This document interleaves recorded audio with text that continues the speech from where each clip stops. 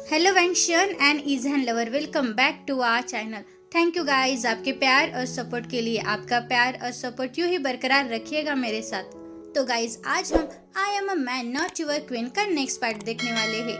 Last part में हमने देखा रॉयल फरमान भेजने के बाद विंग को पता चलता है कि एम्परर उससे शादी करना चाहता है, इसीलिए वो वेनिंग के साथ वहाँ से भाग जाता है। लेकिन उसको पता नहीं था कि रॉयल डार्क गार्ड्स उसका पीछा कर रहे हैं। वे दोनों एक सराय में जाते हैं और अपना खाना खाकर सो जाते हैं क्योंकि वे बहुत थके हुए थे। उसके सोने के कुछ देर बाद एम्परर और उसके डार्क गार्ड्स वहां आ जाते हैं और वांग जी देखता है कि विंग वेनिंग के पास सोया हुआ है। इससे वो बहुत जलस फील करता है।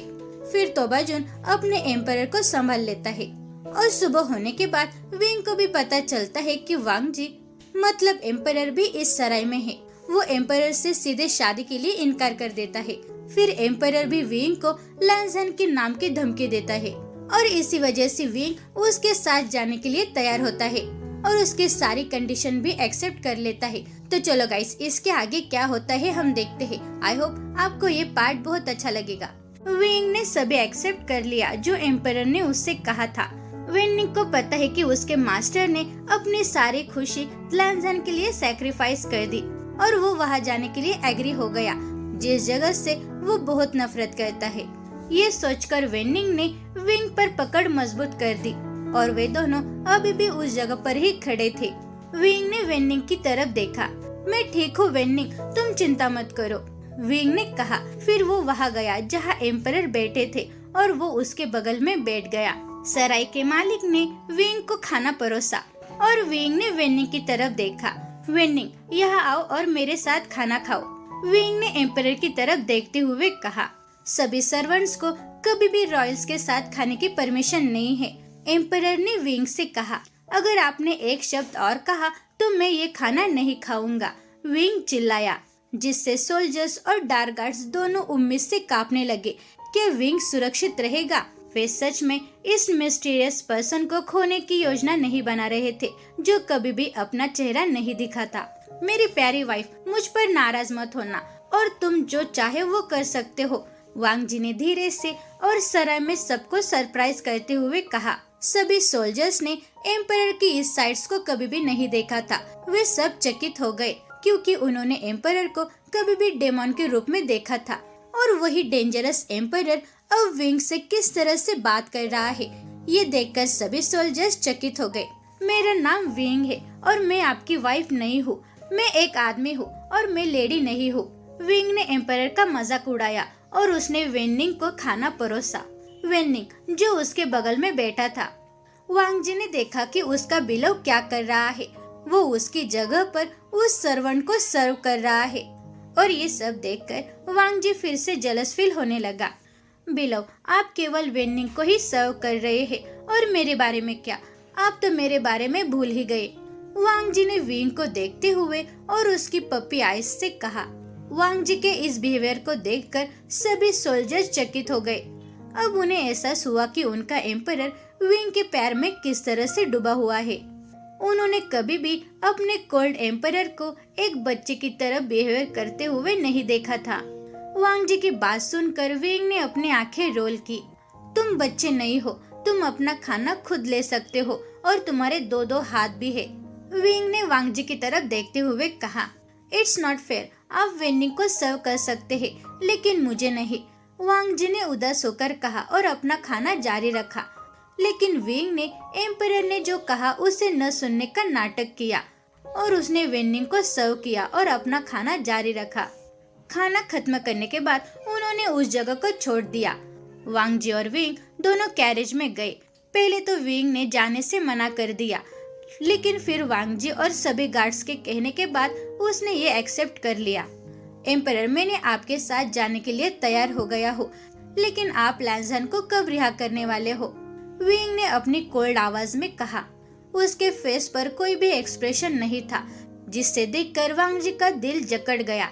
जब से वे दोनों मिले हैं, उसके बिलो ने कभी भी उससे प्यार से नहीं देखा या उसकी चिंता नहीं की। ये सिर्फ एक तरफा प्यार है जो वांग जी को बहुत चोट पहुंचा रहा था। तुम लैंसन से इतना प्यार क्यों करते हो, वांग जी ने पूछा और आप उसके टोन में जलस महसूस कर सकते हैं। मैं उससे प्यार करता हूँ या नहीं ये आपके किसी काम का नहीं है, आप सिर्फ मेरे सवाल का जवाब दो, विंग ने कहा और उसने ये परवाह नहीं की कि वो एम्परर से बात कर रहा है या नहीं। वांग जी अब अपने बिलो के इतने रूडनेस को सहन नहीं कर पाया और उसने विंग को तुरंत नीचे गिरा दिया और वांग जी उसके ऊपर आ गया और उसके चेहरे को विंग के करीब ले गया जो अपना चेहरा ढकने में बिजी था। माइलो, आपको पता होना चाहिए कि आप किससे बात कर रहे हैं और मैं आपकी इस रूडनेस को और ज्यादा टॉलरेट नहीं कर सकता, वांग जी ने कहा और उसकी आवाज के कारण विंग डर से कांपने लगा। मुझे जाने दो एम्परर, आप मुझे चोट पहुंचा रहे हो, विंग ने लगभग अपने आंसू में कहा। उसे पूरा यकीन था कि हार्टलेस डेमन एम्परर उसे हमेशा चोट पहुंचाएगा, इसीलिए विंग ने शुरू से एम्परर को पसंद नहीं किया। अब मुझे बताओ कि तुम लांझान से इतना प्यार क्यों करते हो, वांग जी ने अपनी पकड़ को कसते हुए और अपने चेहरे को विंग के करीब लाते हुए कहा। एम्परर प्लीज मुझे जाने दो, लांझान सिर्फ मेरा दोस्त है, विंग ने रोते हुए कहा और वो इस आदमी से बहुत नफरत करता है। विंग सिर्फ लांझान को बचाने के लिए ऐसा कर रहा है और कुछ भी नहीं। विंग की बात सुनकर वांग जी शांत हो गया, लेकिन उसने दोषी महसूस किया कि उसकी वजह से उसका बिलव रो रहा है। उसका इरादा विंग को रुलाना नहीं था, ये सिर्फ इतना था कि विंग ने जब लांझान का नाम लिया तो इस वजह से वांग जी जलस फील होने लगा। आई एम सॉरी माइलो, मेरा इरादा आपको रुलाना नहीं था, वांग जी ने माफी मांगते हुए कहा। क्या आप इस तरह से हमेशा अपने हरम में अपनी कॉन्कुबाइंस के साथ मेरी बहन को भी ट्रीट करते हैं? विंग ने हिचकी लेते हुए और रोते हुए कहा। माइलो, आप किस बहन की बात कर रहे हैं? वांग जी ने विंग की ओर देखते हुए पूछा। वांग जी की बातों से विंग चकित हो गया और उसने एम्परर को सस्पिशियस नजरों से देखा। एम्परर, मुझसे झूठ मत बोलो और मुझे ये मत बोलो कि आप मेरी बहन युंगसी को नहीं जानते, उसे एक वीक पहले ही पैलेस में ले जाया गया था, विंग ने कहा। ओह, सच में मैंने उसे नहीं देखा, लेकिन माइलो तुम चिंता मत करो, मैं तुम्हारे अलावा किसी और से मिलने नहीं जाऊंगा, वांग जी ने मुस्कुराते हुए और विंग के बालों को सहलाते हुए कहा। विंग ने वांग जी के हाथ पर थप्पड़ मार दिया। Don't touch me you pervert, wing ने गुस्से से कहा। लेकिन माइलो, मैं तो केवल तुम्हारे लिए ही परवर्ट हूँ, वांग जी ने कहा और विंग के छोटे हाथों को पकड़ लिया। विंग को ये टच कुछ जाना पहचाना लगा, लेकिन उसे याद नहीं कि उसने ऐसा टच कहा और कब महसूस किए। शायद वो सच में बहुत ज्यादा सोच रहा है, विंग ने ये अपने मन में सोचा। तुम सच में बहुत बेशर्म हो, विंग ने वांग जी के हाथों से अपने हाथों को फ्री करते हुए कहा, लेकिन वांग जी ने विंग के हाथों को कसकर पकड़ लिया। लेकिन माइलो, मैं आपके लिए बेशर्म होने में मुझे कोई भी आपत्ति नहीं है, वांग जी ने कहा। इस बात से विंग चौंक गया। विंग सच में नहीं जानता कि इस आदमी के साथ कैसे बिहेव किया जाए। ठीक है, जाने दो, उसे मेरे हाथ पकड़ने देना ही बेहतर होगा, विंग ने अपने मन में सोचा। वांग जी ने ये देखा कि विंग ने अब स्ट्रगल करना बंद कर दिया है, इसलिए उसने अपने एक हाथ से विंग के वेल को हटाने की कोशिश की। विंग ने ये वांग जी के बाद वाले बिहेव को महसूस करते हुए उसने तुरंत वांग जी के छोटे भाई को लात मारा और इस वजह से वांग जी जोर से चिल्लाया। सोल्जर्स और डार्क गार्ड्स ने अपनी एम्परर की आवाज सुनी। उन सोल्जर्स ने तुरंत कैरेज खोला और उसने एम्परर से पूछा कि आप ठीक है या नहीं। मैं ठीक हूँ, आप यहाँ से जा सकते हैं, वांग जी ने अपने कोल्ड वॉइस में कहा। इसके बाद सोल्जर्स ने कैरेज का पर्दा बंद कर दिया। सोल्जर्स के जाने के तुरंत बाद वांग जी ने अपने छोटे भाई को पकड़ लिया। तुम सच में छोटे डेविल हो, क्या तुम मेरे सभी बच्चों को मारने का प्लान बना रहे हो, वांग जी ने पेन में कर्राते हुए कहा। योर मैजेस्टी, आप लकी है कि मैंने सिर्फ एक लात मारी है और अगली बार मैं लात नहीं मारूंगा, बल्कि इसे पूरी तरह से काट दूंगा, विंग ने कहा। वांग यीमो ने सोचा कि दूसरे दिन तोबाजुन ने जो कहा वो बिल्कुल सच है और उसका बिलो सच में एक छोटा डेविल है। पैलेस के पूरे रास्ते में उन दोनों में से किसी ने भी बात नहीं की। जब वे दोनों पैलेस पहुँचे तब तक शाम हो चुकी थी और हर कोई थक गया था। माइलो, तुम मेरे साथ मेरे चेम्बर में आओगे, वांग जी ने विंग को ब्राइडल स्टाइल में कैरी करते हुए कहा। तुम सच में परवर्ट हो, मुझे जाने दो, मुझे अभी के अभी नीचे उतारो। विंग ने सभी सोल्जर्स और सर्वेंट्स को देखते हुए कहा। उन दोनों के जाने के बाद सभी सर्वेंट्स और सोल्जर्स आपस में बड़बड़ाने लगे। क्या आप जानते हैं कि एम्परर और फ्यूचर की एम्प्रेस के बीच में क्या हुआ था? उनमें से एक ने पूछा। लगता है वे दोनों सच में बहुत प्यार में हैं। वे दोनों सच में एक कपल की तरह दिख रहे हैं। तुम सभी गलत हो। क्या तुमने नहीं देखा कि फ्यूचर एम्प्रेस नीचे उतरने के लिए स्ट्रगल कर रही थी और उसने हमारे एम्परर को परवर्ट भी कहा था? उनमें से दूसरे ने कहा, हो सकता है कि एम्परर ने पहले ही कैरेज में एम्प्रेस के साथ कुछ किया होगा और हमारे एम्परर जल्द ही एक राजकुमारी या राजकुमार पाने के लिए बहुत एक्साइटेड होंगे। वे आपस में बात करते हुए हंसने लगे। लेकिन फ्यूचर एम्प्रेस ने अपना चेहरा वेल से क्यों ढका था? या तो वो बहुत अगली होगा या तो एक परी जैसी। उनमें से एक ने कहा, क्या आप सब गॉसिप करना बंद करोगे और आप अपना जो काम है वो क्यों नहीं करते? अगर आपने अपना काम ठीक से नहीं किया तो आपको पनिशमेंट दी जाएगी। तो बाजुन ने उन सभी गॉसिप करने वाले सर्वेंट पर चिल्लाया और वे सब सर्वेंट्स तुरंत वहाँ से चले गए। एक अननोन प्लेस पे माय लेडी, वो पर्सन जिसे आपने उस ब्रैड को मारने के लिए भेजा था, वो पकड़ा गया और उसे एम्परर के पास ले जाया गया। एक पर्सन ने कहा, एम्परर ये सब खोजने से पहले उसे और उसके बेटे को मार डालो। उस लेडी ने कहा, माय लेडी, मैंने उस आदमी को हर जगह खोजा लेकिन वो मुझे नहीं मिला और उसकी बेटी भी गायब हो गई है। हमने उन दोनों को खोजने की बहुत कोशिश की लेकिन हमें कोई भी सुराग नहीं मिला। उस आदमी ने कहा, तुम किस बारे में बात कर रहे हो? अगर हमारे सीक्रेट्स बाहर आ गए तो हमें एम्परर के हाथों से कोई भी बचा नहीं पाएगा। हर जगह की तलाश करो और उसे और उसकी बेटी को कोई भी निशान न छोड़े हुए मार डालो।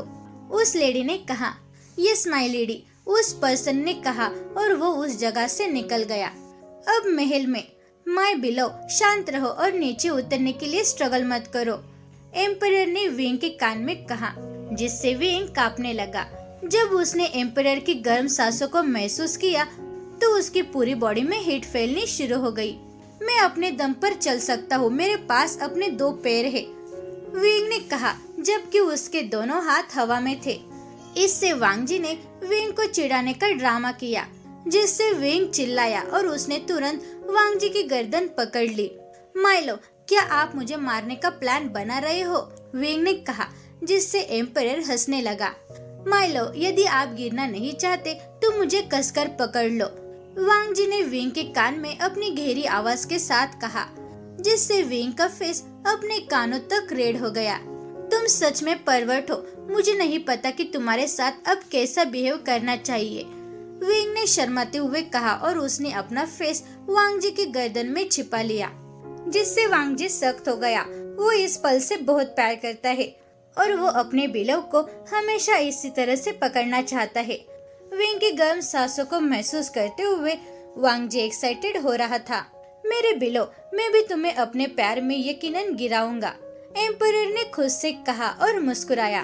एम्परर विंग दोनों एम्परर के बेडरूम में पहुँचे। वांगजी ने विंग को ड्रैगन बेड पर रख दिया। वो बेड बहुत ही बड़ा और मुलायम था। फिर वांगजी ने विंग को पैर से देखा और वांगजी ने अपने मास्क के नीचे अपने लिप्स को लिक किया। विंग ने ये सब देखा और वो तुरंत बेड पर बैठ गया। एम्परर, आप क्या करने का प्लान बना रहे हैं? विंग ने हकलाते हुए कहा। माइलो, तुम क्या सोचते हो? एम्परर ने विंग के करीब आते हुए कहा, जो पहले से ही बेड के एक कोने में चला गया। और विंग ने अपने आप को सेफ रखने के लिए अपने हाथों को अपने चेस्ट के ऊपर रख दिया। ये एम्परर अभी इसी वक्त मेरे साथ सोने का प्लान बना रहा है। ये एम्परर सच में एक डेमन है। अगर मैंने इसी वक्त कुछ नहीं किया तो मुझे यकीन है कि वो मुझे सच में खा जाएगा। क्या एम्परर को सच में नहीं दिख रहा है कि मैं उसके जैसा ही आदमी हूँ? विंग ने ये सब अपने मन में सोचा। एम्परर, क्या आप भूल गए कि मैं आपके जैसा ही आदमी हूँ? विंग ने कहा। हाँ माइलो, मैं जानता हूँ कि आप मेरे जैसे ही आदमी हो, लेकिन तुम ही मेरी वाइफ और इस पूरे किंगडम की इम्प्रेस बनो और वो सब कुछ बनो सिर्फ मेरे लिए, वांगजी ने विंग के करीब आते हुए कहा।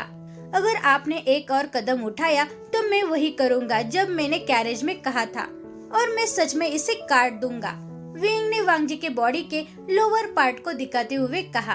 विंग की बातें सुनकर वांग जी ने सबकॉन्शियसली अपने छोटे भाई को पकड़ लिया। वो तुरंत बेड के नीचे आ गया और उसने विंग की तरफ देखा। माइलो, मैं तो सिर्फ तुम्हें चिढ़ा रहा था, लेकिन तुमने इसे सीरियस ले लिया, वांग जी ने कहा। वांग जी को इस बात का कोई आइडिया नहीं है कि वो अपने बिलव के इस जंगली बिहेवियर को कैसे कंट्रोल किया जाए। विंग तुरंत बैठ गया और एम्परर को बेडरूम में ना पाकर उसने राहत की सांस ली। वांग जी एक छोटे कमरे में गया, फिर वो एक छोटे बॉक्स के साथ बाहर आया। वांग जी विंग के बैठने की जगह पर गया। विंग, अपने हाथों को उठाओ और मुझे देखने दो, वांग जी ने कहा। एम्परर, क्या तुम सच में मेरे हाथ काटने का प्लान बना रहे हो? विंग ने पूछा और उसने डरते हुए वांग जी की तरफ देखा। नहीं माइलो, मैं अपने बिलव को कभी भी चोट नहीं पहुंचाऊंगा। मैं तो सिर्फ तुम्हारे हाथों पर चोट के निशानों को साफ करना चाहता हूँ, वांग जी ने कहा और विंग के हाथों में से एक को उठाया। माइलो, इससे थोड़ा दर्द होगा, लेकिन ये जल्दी ही ठीक हो जाएगा, वांग जी ने कहा और इससे विंग ने अपना सिर हिलाया। वांग जी ने विंग के घाव को साफ करना शुरू कर दिया। इसके बाद विंग ने चिल्लाना शुरू कर दिया और उसने तुरंत अपने दांतों से एम्परर के हाथों को काट दिया, जिसके बदले में वांग जी उससे नाराज हो गया। यू लिटिल कॉर्निवर, तुमने मुझे क्यों काटा? अपने दांतों को मेरे हाथ से हटाओ, मुझे बहुत दर्द हो रहा है, वांग जी दर्द में चिल्लाते हुए कहा। I am sorry your majesty, लेकिन ये सच में मुझे बहुत दर्द कर रहा था। इसी वजह से मैं सोच नहीं पाया कि मैं क्या कर रहा हूँ, और आप मेरे साथ बिल्कुल भी जेंटल नहीं थे, विंग ने अपना सिर खुजलाते हुए और माफी मांगते हुए कहा। फिर उसके बाद विंग चुपचाप मुस्कुराया। आप इसके लायक हो डेमन किंग, विंग ने चुपचाप कहा, और उसे पूरा यकीन है कि अगले दिन इसके हाथों में एक निशान पड़ जाएगा, क्योंकि वो अपने मुंह में वांग जी के ब्लड का स्वाद ले सकता है। माइलो, क्या आप कम से कम एक बार के लिए भी नॉर्मल इंसान की तरह बिहेव नहीं कर सकते? वांग जी ने विंग के साथ कुत्ते जैसी काटने की जगह पर कवर करते हुए कहा। यहाँ आओ और यहाँ बैठ जाओ, ये इन्फेक्टेड होगा, मुझे जल्दी से इसे ट्रीट करने दो, विंग ने एम्परर को खींचते हुए कहा, जो इस समय खड़ा था। माइलो, प्लीज मेरे लिए सॉफ्ट हो जाओ, इससे सच में बहुत पेन हो रहा है, वांग जी ने कहा।